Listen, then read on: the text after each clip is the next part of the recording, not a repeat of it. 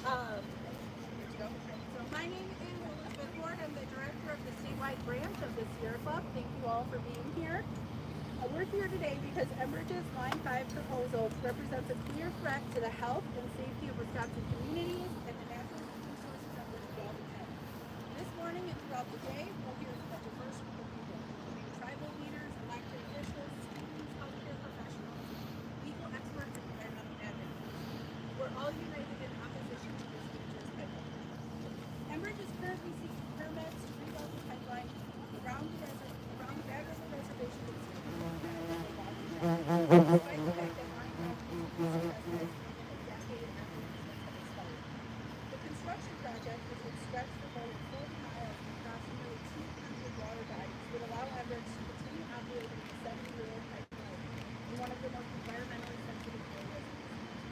The risks to the public health, the environment, and the economy of the climate are too great to allow this pipeline to be built. Like many of those who will testify today at the hearing, we believe the Army Corps of Engineers has not adequately evaluated those risks, and we're asking to stop this project. First, we'll hear from Bad River Tribal Secretary Robert Wiggins. Elizabeth, thank you so much. I'm honored to be here with everyone. The word to enunciate really resonated with me. Majority of the great year. I've been a member of this tribe for many, many years. I've been born and raised here. Family is here. I moved away. I've been in healthcare. I'm currently in healthcare. I'm the representative secretary of the healthcare tribal council.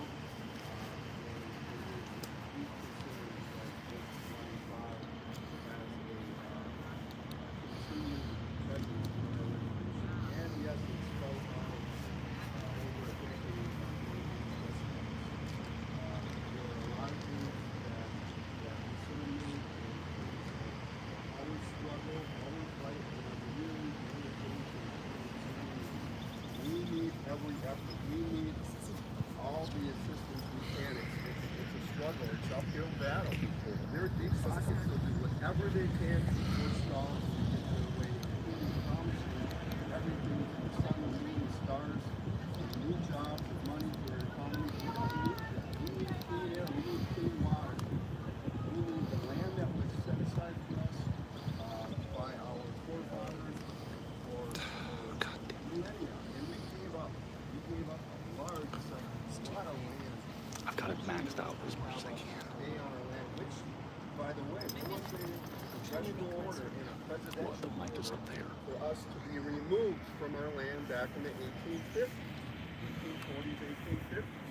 And thank God we had a leader, Chief Buffalo from the Point, journey to D.C. and met with President Fillmore. And after 2 meetings, he was successful in allowing us to stay here. Otherwise, we wouldn't be here, and this wouldn't be an issue. But that's not an option. I love my land. I love my home. The fact that there's a lot of imminent danger concerns me greatly. For instance, the meanders. I think you've all heard of what's happening.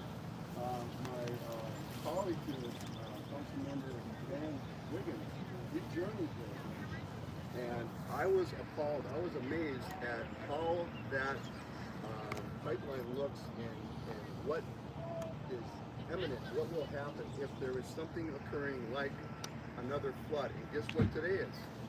There is a flood warning. We've had over 2 inches of rain. I travel over the Bad River almost daily, and the water is high. And I'm worried. I'm worried to death that any moment, tonight or this weekend or the next time we have a major water rainfall, that we're going to get a fall. And guess what's going to happen? It's going to burst. And you can't take it back.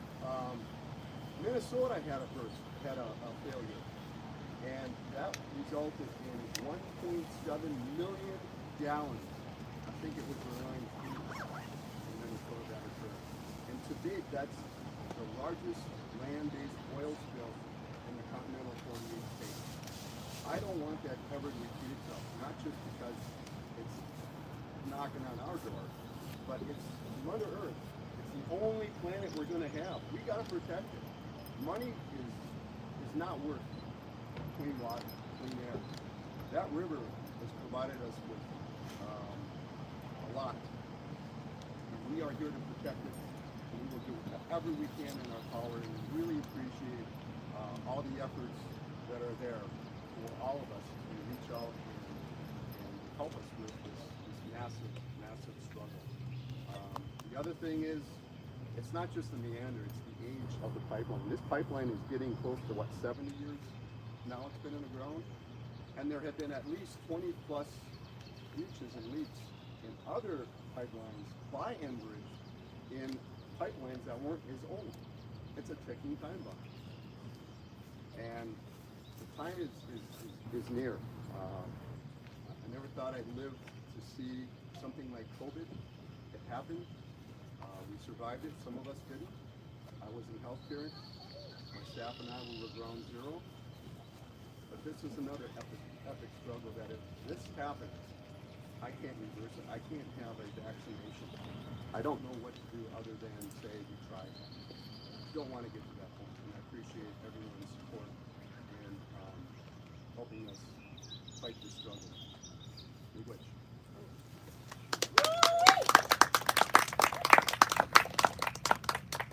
And next we'll hear from Dan Wiggins Jr., Bad River Band of Lake Superior Tribal Council member and the Deputy Director of the Band's Department of Natural Resources.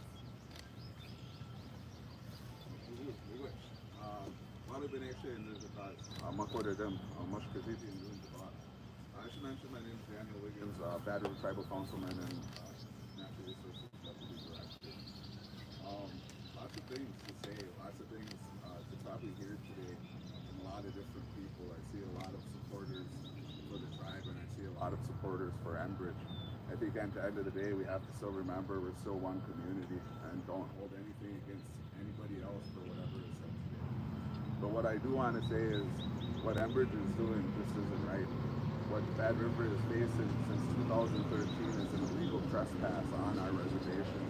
Other things that we have seen, other things that we have heard through Enbridges and through other relationships that Enbridge has had with other municipalities, with other communities, with other tribes, have not necessarily been good.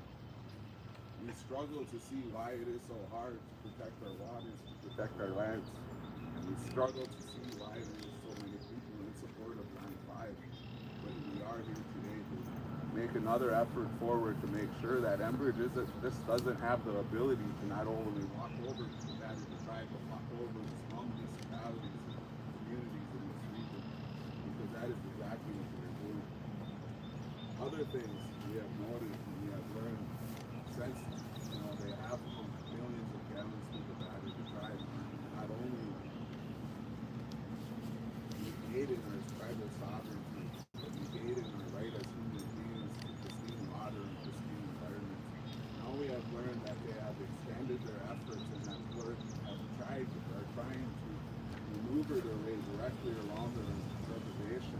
Not necessarily just creating environmental justice issues, but creating issues for human beings to live in these pristine areas. It's time to move away from these profits. It's time to get money out of our minds. It's time to start putting people in places above a lot of these profits and a lot of these monetary things that we feel we need. Among a time of climate change that we have all recognized, a time where we've seen floods that are unprecedented, a time where we have seen communities come together over these events. It's time to come over another event. What Line 5 is doing to this community is an event, and the community needs to recognize that. I appreciate everybody's efforts to come here and make comments. Again, whether you are for the tribe or whether you are for Enbridge, you are representing your community, and that is good. But we also need to recognize what is beneficial and what our environment needs. People are not first among this world. This environment, this wildlife, these places, these are first. These are above us. And we need to start recognizing that. I appreciate everybody's presence. I appreciate the support for the Bad River Tribe, and I appreciate the support from others. We wish.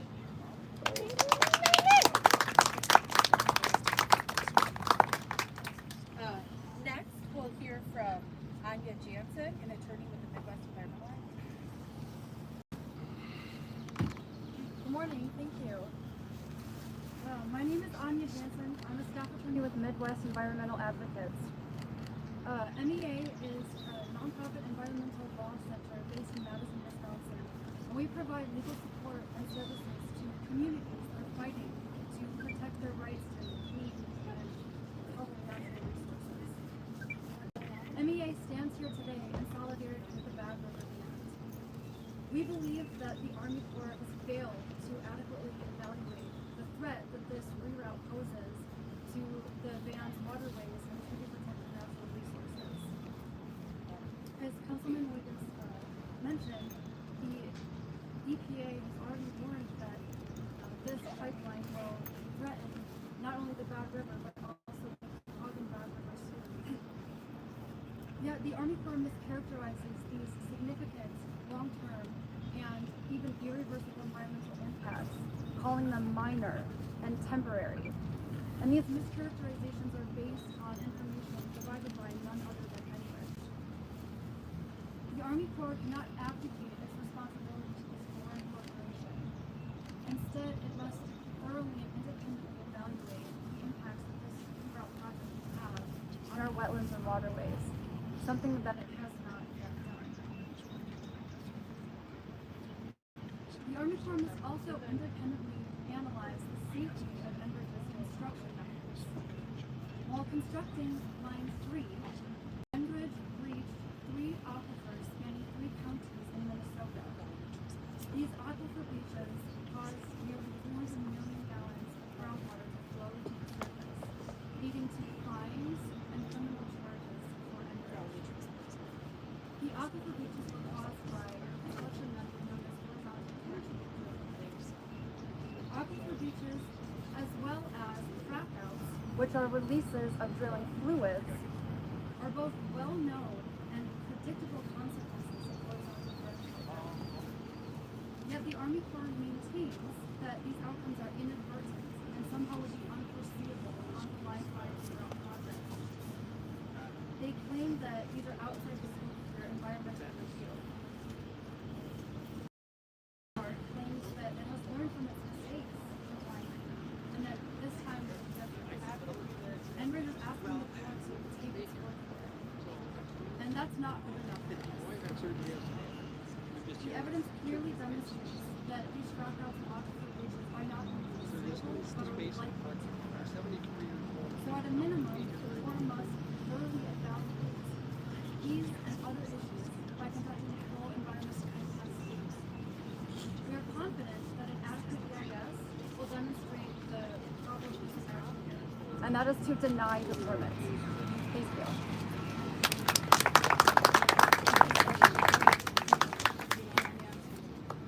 Next is Jan Penn. She's a local resident, a retired nurse practitioner, and a longtime advocate for a healthy and vital food.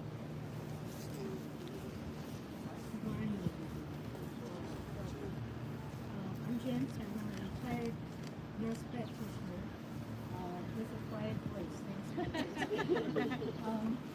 A quiet voice, but loud in other respects.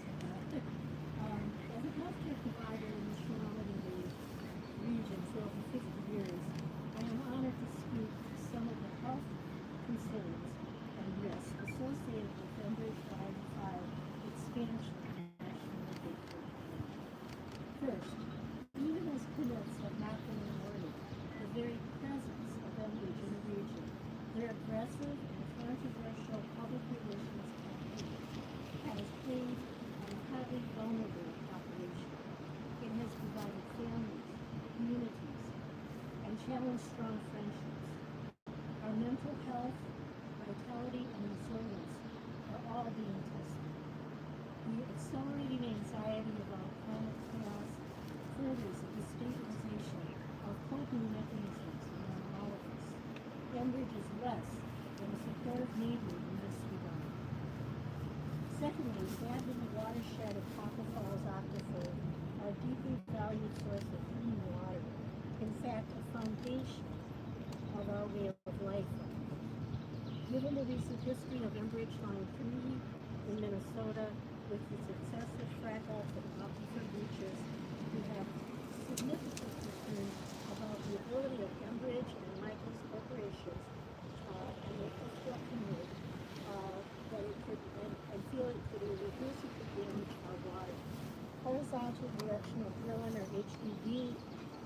excuse me, is being proposed in very sensitive geologic areas prone to frackouts and breaches. Lubricating products used in HDD are listed as, many of them are listed as proprietary, and may contain PFAS and other forever chemicals and dangerous toxic products.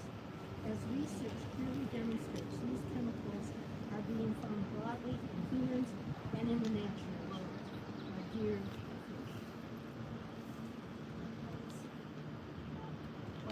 Why should we proliferate PFAS in our water, either directly via frackouts and breaches, or by spraying the water that's returning from HDBs across our agricultural research landscape?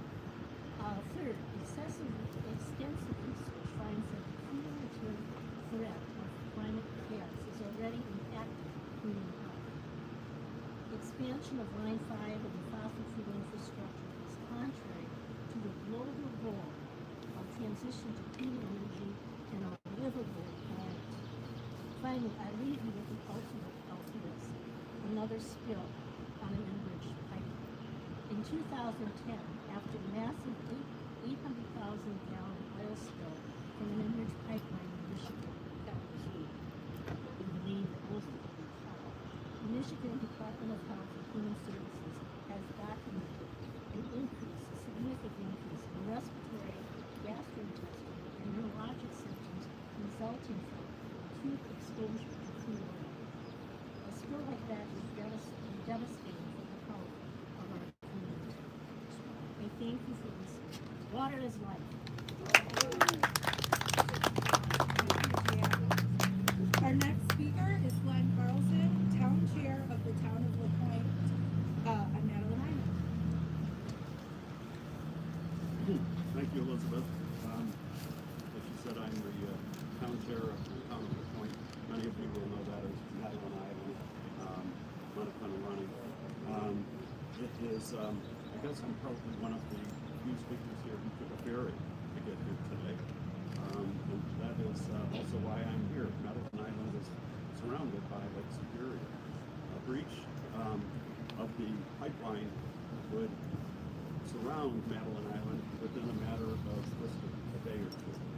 And Madeline Island, in addition to being the cultural and historic homeland of the Chippewa people, is also a center of environmental tourism in this region. We have over 100,000 people that take that ferry to Madeline Island every year, in large measure to appreciate and enjoy the pristine water of Lake Superior, the unpolluted air that surrounds us, and just the beauty of the trees and nature. An oil spill would be devastating to the economy, not just of Madeline Island, but of the entire region. People would not soon forget the devastation caused, even if it was cleaned up. They would not be quick to come back to a place that had been despoiled by oil. Madeline Island's economy is also important to the region. We're only 3% of the population of Ashland County, but contribute about 20% of the tax base. As I said, I don't think that the Army Corps, as good as they are, have fully understood or appreciated the economic impacts on the other side of the ledger. We hear a lot of talk about how important the pipeline is for the economy, and I'm here to say that the rupture of the pipeline would be devastating to the local economy. Thank you.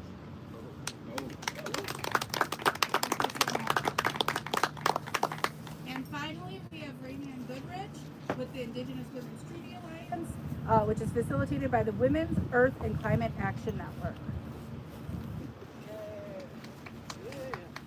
And if you could just make sure, we're having a little bit of audio issues, if you can project as much as possible, that'd be great.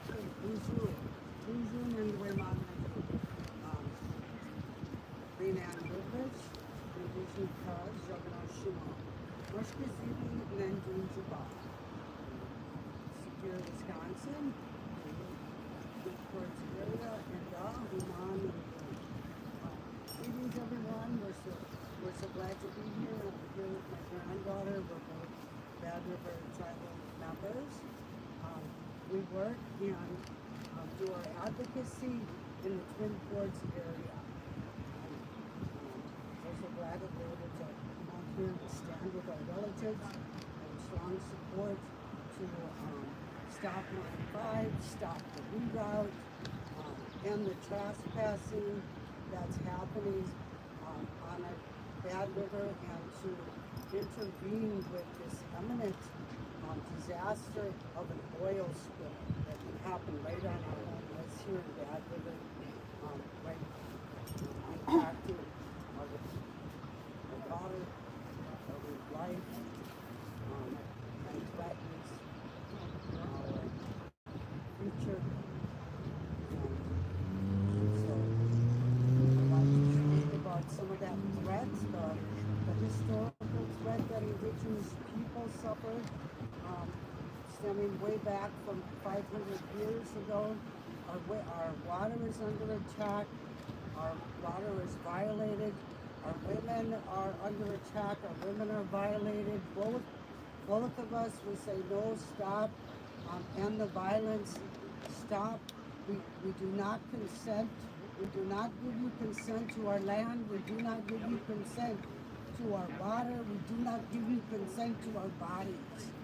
I'm here to speak a little bit about the broad spectrum of violence that occurs with this extraction industry and the pipeline, directly perpetrating that violence against the earth, against our water, against our women, against Indigenous relatives.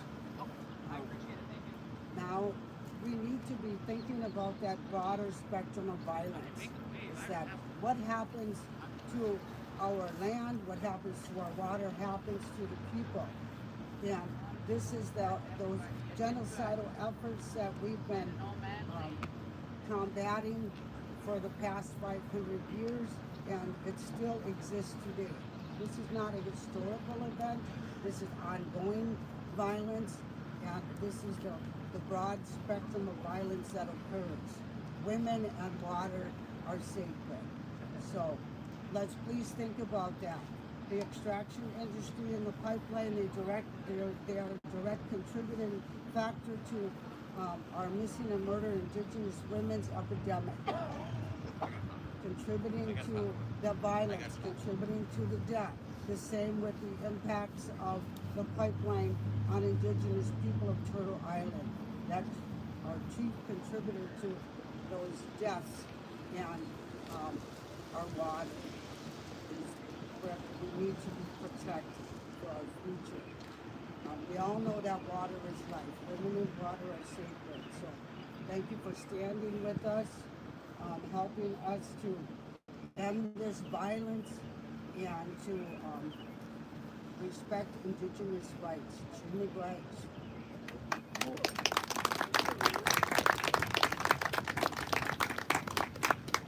Thank you all.